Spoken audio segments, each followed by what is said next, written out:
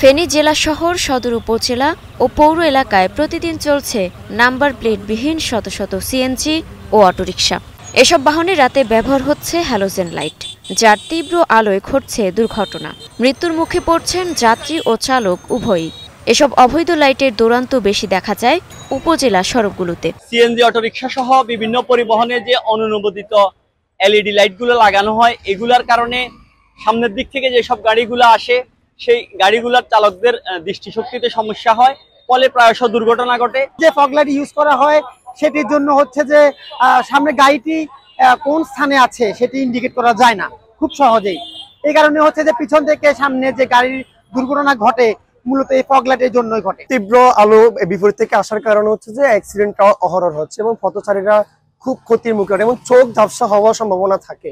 জেলা ট্রাফিক বিভাগ বলছে, গেল বছর জানুয়ারি থেকে নভেম্বর পর্যন্ত 11 মাসে ফেনীর ছাগলনাইয়া শুভপুর সড়কে 39 জন এবং ফুলগাজী পরশুরাম সড়কে 2 জন দুর্ঘটনায় প্রাণ হারিয়েছেন।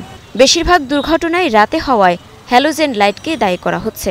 চালকরাও এর ভুক্তভোগী হলেও কেন এমন লাইট ব্যবহার করছেন তার জবাব দিতে পারেননি। আমি ফগ লাইটটা ইউজ করতেছি, আমি চালাবো না, এটা খুলে ফেলি। গাড়ির যে ফগ লাইটটা আছে এটা অবৈধ, এটা জ্বালানি উচিত না।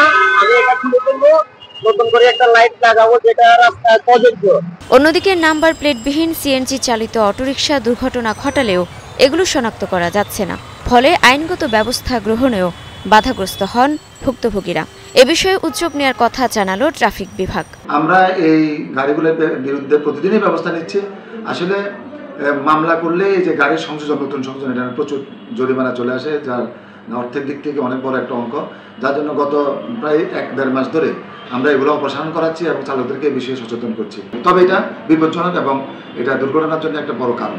ফেনী জেলা জুড়ে 9,000 নিবন্ধন থাকলেও 31,000 সিএনজি অটোরিকশা চলাচল করছে বলে জানা গেছে।